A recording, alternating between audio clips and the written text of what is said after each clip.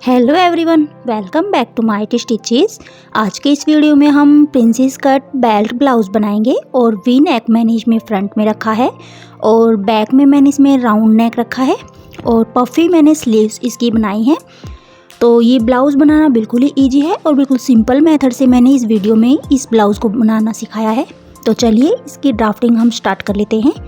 सबसे पहले हम यहाँ पर बैक पार्ट की कटिंग करेंगे। तो बैक पार्ट के लिए लेंथ मैं यहाँ पर 15.5 इंच ले लेती हूँ। मेरे ब्लाउज़ की जो टोटल लेंथ है वो 14 इंच है, तो 1.5 इंच मैंने इसमें एक्स्ट्रा मार्जिन फोल्डिंग के लिए ले लिया है। 15.5 इंच पे मैंने लेंथ के लिए मार्किंग कर ली है। और फ्रंट पार्ट में हम इसमें बेल्ट लगाएंगे, तो उसके लिए मैंने ये मार्किंग की थी, बट ये हम बैक पार्ट की कटिंग कर रहे हैं तो इसमें हम बेल्ट नहीं लगाएंगे, तो वो मैंने स्किप कर दी है। अब यहाँ पर हम शोल्डर के लिए मार्किंग करेंगे। तो 5 इंच का मैं यहाँ पे शोल्डर ले रही हूँ। 14 इंच हमारे शोल्डर की टोटल लेंथ है और 6 इंच मैंने यहाँ पे आर्म होल के लिए मार्किंग कर दी है और इस लाइन को हम स्ट्रेट कर लेंगे इस तरह से। अब यहाँ पे 1.5 इंच पे हम आर्म होल की गोलाई लगाएंगे और जो हमारी आर्म होल की लेंथ है उसको हाफ में इस तरह से डिवाइड करते हुए हम आर्म होल की गोलाई लगाएंगे। और यहाँ पर चेस्ट के लिए हम मार्किंग करेंगे, तो चेस्ट का 4th पार्ट हम यहाँ पर मार्क करेंगे 1/2 इंच लूजिंग के लिए और 1.5 इंच फैब्रिक मार्जिन के लिए हम यहाँ पर ले लेंगे। और जितना हमने ऊपर लिया है टोटल मेजरमेंट एक बार के लिए वही पॉइंट हम यहाँ पर नीचे लगा देते हैं। कमर का 4th part plus 1 inch Tux के लिए प्लस 1.5 इंच हम यहाँ पर मार्जिन के लिए ऐड करके और इन लाइनों को स्ट्रेट कर देंगे। फिटिंग वाली लाइन को फिटिंग वाली लाइन से मिला देंगे और जो मार्जिन वाली लाइन है उसको मार्जिन वाली लाइन से हम मिला देंगे।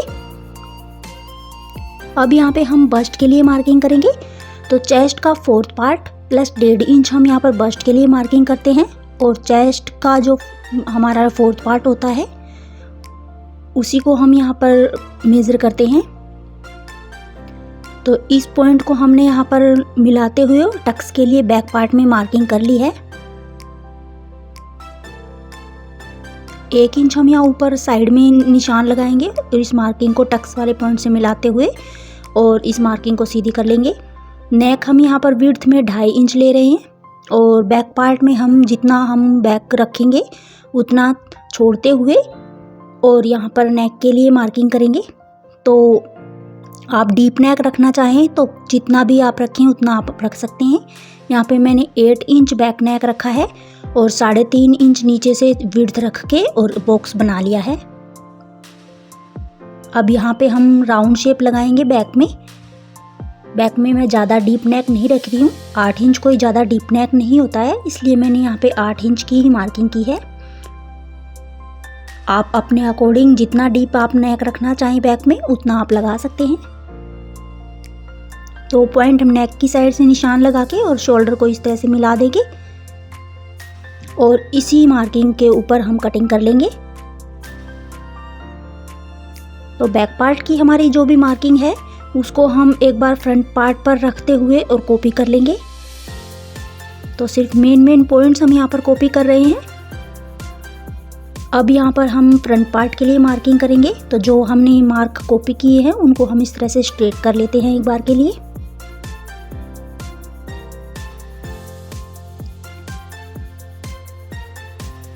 फ्रंट पार्ट के आर्म होल को हम 4.5 इंच पे रख के और इस तरह से मिला देते हैं और 1 इंच पर आर्म होल की गोलाई लगा लेंगे। चेस्ट के लिए हमने जो बैक पार्ट में मार्किंग की थी सेम वही मार्किंग हमें फॉलो करनी है और लेंथ यहाँ पे हम 1 इंच बढ़ा कर लेंगे। फ्रंट पार्ट में हमने 15.5 इंच रखी थी, यहाँ पे हम 16.5 इंच लेंथ रख के और मार्किंग को सीधी कर लेते हैं। अब यहाँ पे हम अंडर बस्ट पॉइंट हमारा लेंगे, तो 13.5 इंच मेरा अंडर बस्ट पॉइंट है, उतना हम लेके और इस लाइन को स्ट्रेट कर देंगे। इससे जो नीचे वाला पार्ट बच जाएगा वो हमारा बेल्ट में यूज़ होगा। तो ये टोटल 3 इंच का हमारा पार्ट बच जाता है नीचे बेल्ट के लिए। अब यहाँ पे हम बस्ट पॉइंट निकालेंगे, तो चेस्ट का 10 जो हमारा होता है चेस्ट का 4th पार्ट प्लस 1.5 इंच वो हमारा सेंटर पॉइंट होता है और चेस्ट का 10वां भाग हमारा विड्थ होती है बस्ट पॉइंट की। तो इस तरह से मार्किंग करके हम ये लाइन स्ट्रेट कर लेंगे।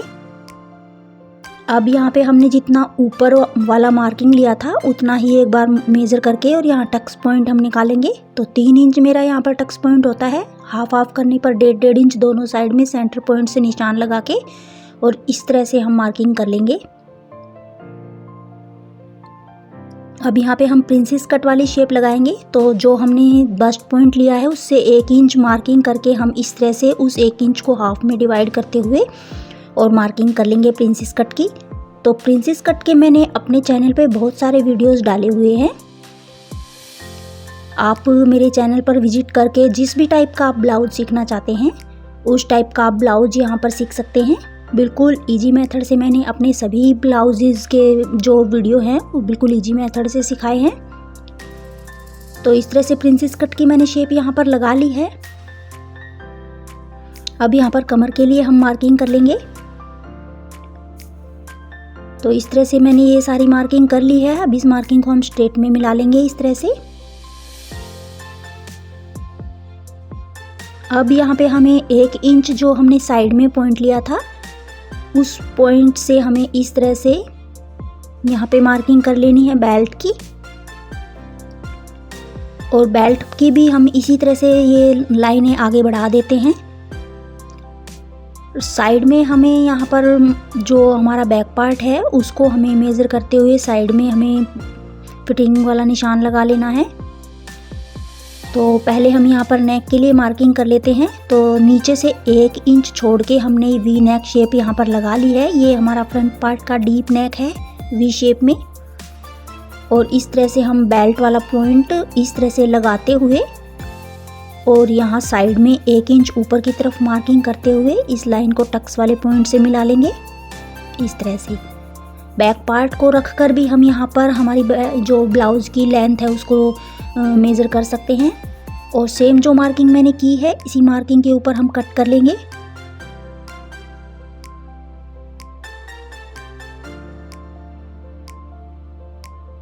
अब हमें यहाँ पर बेल्ट की भी थोड़ी सी सेटिंग कर लेनी पड़ेगी, क्योंकि बेल्ट जब हम यहाँ पे प्रिंसेस कट वाली ये शेप कट करेंगे तो हमारा जो 3 इंच का बीच में ये गैप है ये हमारा कम हो जाएगा बेल्ट में। तो हम इस तरह से वो 3 इंच हम बेल्ट में पहले ही पीछे की साइड से कम कर देते हैं इस तरह से नापते हुए। तो ये 3 इंच मैंने बेल्ट में कम कर दिया है। अब हम यहाँ पर स्लीव्स के लिए मार्क करेंगे। तो स्लीव्स की लेंथ आप अपने अकॉर्डिंग कम या ज़्यादा रख सकते हैं। मैंने यहाँ पे 15 इंच स्लीव्स की लेंथ ली है। 10 इंच की मैं स्लीव्स की लेंथ बनाऊंगी। 5 इंच मैंने यहाँ पे पफ क्रिएट करने के लिए एक्स्ट्रा फैब्रिक ले लिया है, पेपर ले लिया है। और चेस्ट का जो 4th पार्ट होता है वो हमारी स्लीव्स की विड्थ होती है। तो इस तरह से हम 2.5 इंच पे पॉइंट लगा के इस लाइन को सीधा कर लेंगे। तो जैसे नॉर्मल स्लीव्स हम कट करते हैं सेम उसी मेथड से हम ये स्लीव्स कट करेंगे।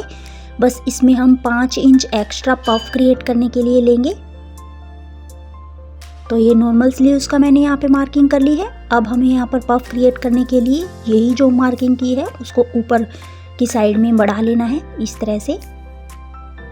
तो इस वाली मार्किंग पे हमारा जो एक्स्ट्रा ये वाला फैब्रिक है इससे हम पफ में यूज़ करेंगे। तो इससे हमारे जो स्लीव्स है वो पफी लुक में और अच्छी तरह से दिखाई देगी।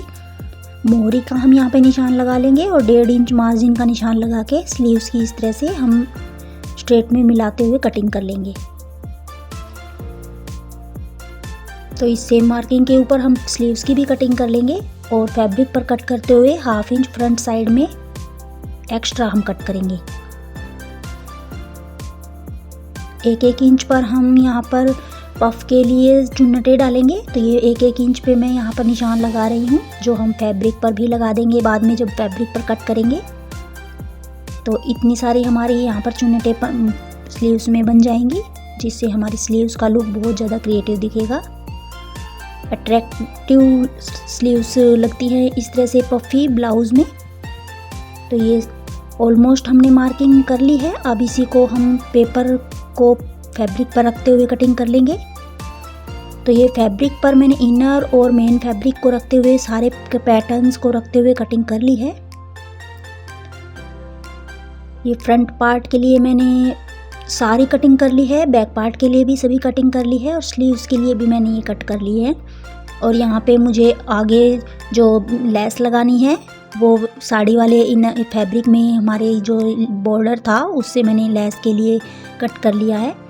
अब इन सभी फैब्रिक्स को खोलते हुए हमें एक बार अच्छी तरह से सेट कर लेना है। तो ये बैक पार्ट को और इनर पार्ट को हम अच्छे से खोलते हुए और दोनों को अच्छी तरह से सेट करते हुए रख लेंगे इस तरह से।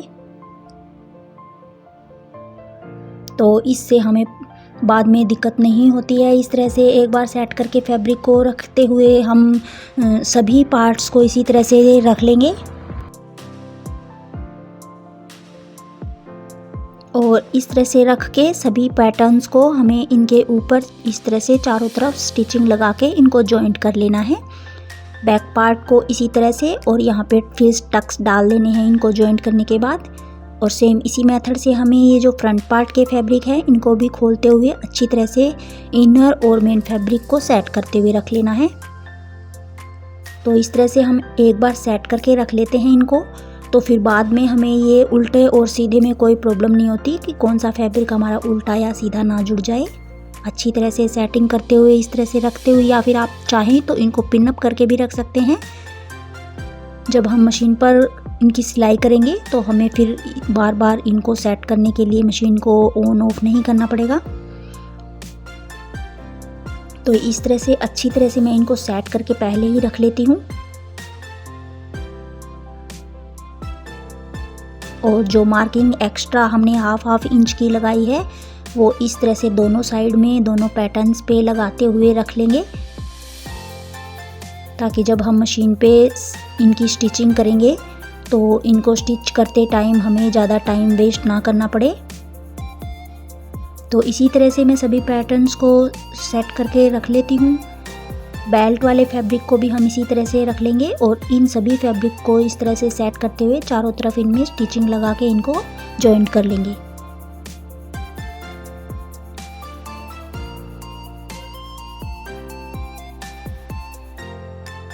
तो बिगिनर्स के लिए ये स्पेशल जो है इंस्ट्रक्शन है कि जब हम कोई भी फैब्रिक स्टिच करें तो इस तरह से हम सभी पैटर्न्स को अच्छी तरह से सेट करते हुए रख लेंगे और उनको पिन अप करके रख लें तो और ज़्यादा बेटर है। इससे हमारे फैब्रिक उल्टे सीधे कोई भी गलत नहीं स्टिच होते हैं। तो इसी तरह से सभी पैटर्न्स मैंने रख लिए हैं पहले से ही सेट करके। अब इनको हम स्टिच कर लेंगे। तो ये हम पहले फ्रंट पार्ट की स्टिचिंग कर लेते हैं।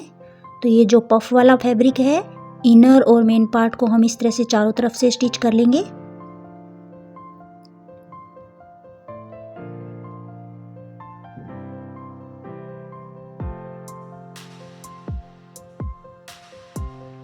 अब ये नेक वाला जो साइड है इसको हम इस तरह से लेस और इनर फैब्रिक को इस तरह से रखते हुए और वी शेप हमारा यहाँ पे फ्रंट पार्ट का नेक है तो इस तरह से हम सेट करते हुए इनको स्टिच करेंगे।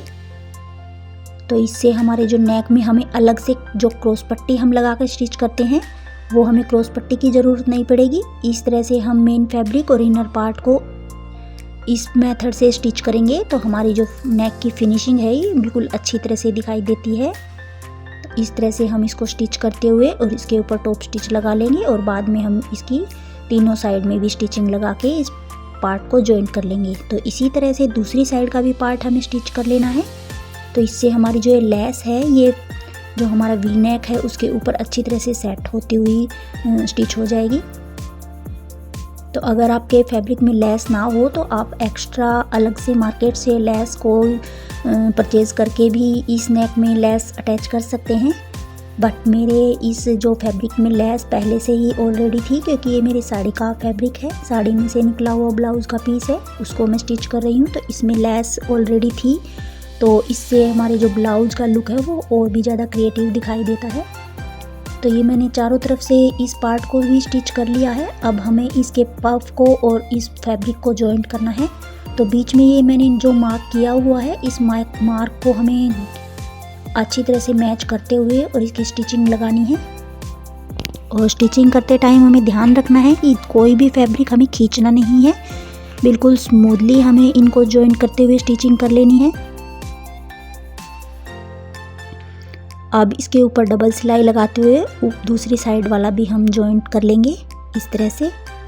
तो बिल्कुल धीरे धीरे और सफाई से हमें ये प्रिंसेस कट वाले फैब्रिक को जॉइंट करना है और इसके ऊपर डबल सिलाई हमें लगा देनी है इस तरह से। और सिलाई लगाने के बाद इस पे आप इंटरलॉक करना चाहें तो आप वो भी कर सकते हैं। इंटरलॉक करने से इसमें और अच्छी तरह से फिनिशिंग आ जाएगी। तो अभी मैं सिर्फ इसकी स्टिचिंग ही कर रही हूँ, बाद में पूरे ब्लाउज की स्टिचिंग करने के बाद मैं इसमें इंटरलॉक कर लूँगी। तो एक साइड का पैटर्न मैंने रेडी कर दिया है, इसी तरह से हमें दूसरी साइड का भी पैटर्न स्टिच करते हुए रेडी कर लेना है। तो ये दोनों पैटर्न्स मैंने स्टिच कर लिए हैं अच्छी तरह से। अब हमें इसमें बेल्ट स्टिच करनी है, तो पहले बेल्ट के फैब्रिक को हमें चारों तरफ से जॉइंट कर लेना है। तो उससे पहले हम जो ऊपर कॉर्नर वाला जो पॉइंट है उसको हम इस तरह से एक स्टिच लगा के और दोनों बेल्ट को हम पलट लेंगे। तो इस तरह से ऊपर वाली साइड से हमें एक बार स्टिच लगा के और इनको दूसरी डायरेक्शन में पलट लेना है, जैसे हमने नेक स्टिच किया था सेम उसी मेथड से। तो इस तरह से मैंने ये बेल्ट पलट ली है। अब हमें इसको तीनों साइड से स्टिच कर लेना है और इसके ऊपर हुक और आई वाली पट्टी बेल्ट पर हमें स्टिच कर लेनी है। तो ये जो हुक और आई की पट्टी है सिर्फ हमारी इस बेल्ट के ऊपर ही स्टिच होगी, क्योंकि ऊपर तक जितना भी हमारा फैब्रिक है वो सिर्फ हमारा नेक में ही यूज़ हो गया है।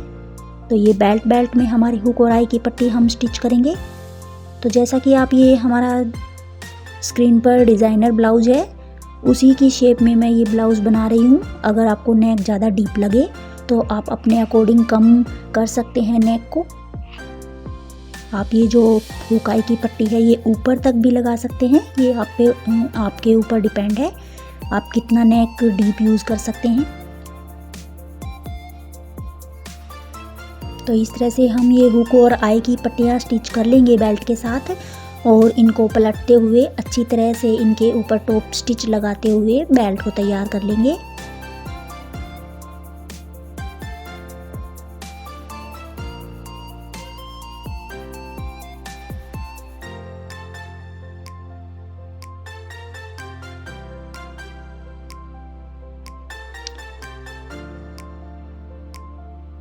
तो इसी तरह से बिल्कुल फिनिशिंग के साथ मैंने ये बेल्ट अटैच कर ली है हुक आई की पट्टी स्टिच करते हुए।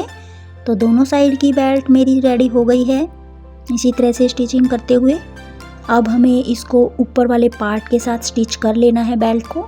तो इस तरह से पकड़ते हुए हमें बेल्ट को अच्छी तरह से धीरे धीरे और टॉप स्टिच लगाते हुए बेल्ट और मेन जो ब्लाउज़ का फैब्रिक है उसको जॉइंट कर लेना है। और दूसरी साइड का भी हमें इसी मेथड से स्टिच कर लेना है।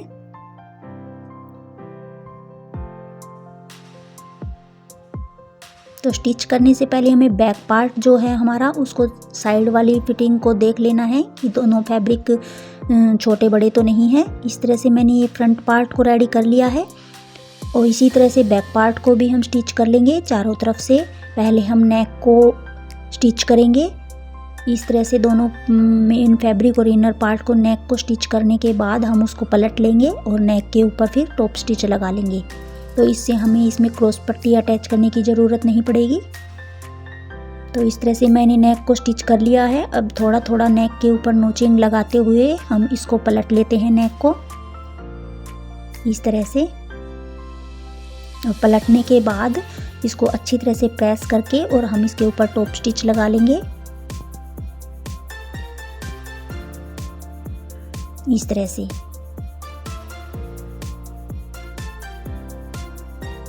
हमें ज़्यादा फैब्रिक को नेक वाले को खींचना नहीं है, ज़्यादा खींचने से हमारा जो नेक की शेप वो है बिगड़ जाती है। तो बिल्कुल स्मूथली हमें फैब्रिक को पकड़ते हुए और इसके ऊपर टॉप स्टिच लगाना है, बिल्कुल धीरे धीरे और हल्के हाथों से पकड़ते हुए।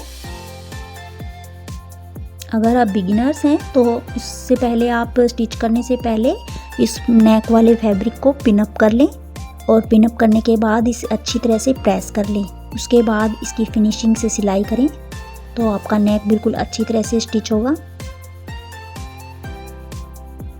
अब इसके चारों तरफ हमें स्टिचिंग लगा के और दोनों फैब्रिक को जॉइंट कर लेना है।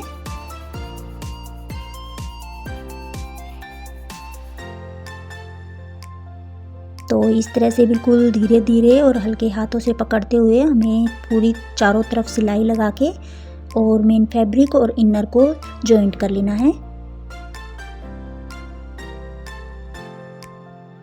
और जिस तरह से हम नॉर्मल ब्लाउज की स्टिचिंग करते हैं सेम उसी मेथड से हमें इस ब्लाउज को स्टिच कर लेना है।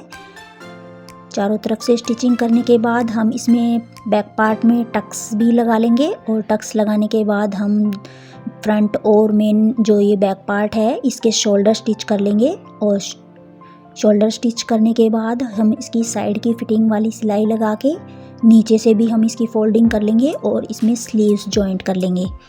तो इतना सब काम मैं कर लेने के बाद जो ब्लाउज का फाइनल लुक है वो आप लोगों के साथ शेयर करूँगी। तो इतना सब कुछ काम मैं जल्दी वीडियो की स्पीड बढ़ा के कर लेती हूँ क्योंकि ये सब नॉर्मल है और ये सभी को आता ही होगा स्टिचिंग लगाना बैक पार्ट का। तो ये मेरा ब्लाउज का फाइनल लुक बिल्कुल रेडी है और स्टिचिंग करने के बाद हमारे ब्लाउज की लुक कुछ ऐसी दिखाई दे रही है जो बहुत ही ज़्यादा अट्रैक्टिव है। तो गाइस आज के लिए बस इतना ही। आपको मेरा ये ब्लाउज़ का डिज़ाइन कैसा लगा कमेंट करके ज़रूर बताइएगा। तो मिलते हैं नेक्स्ट वीडियो में नेक्स्ट किसी लेटेस्ट और ब्यूटीफुल से ब्लाउज़ के डिज़ाइन के साथ। Till then thanks for watching, bye bye.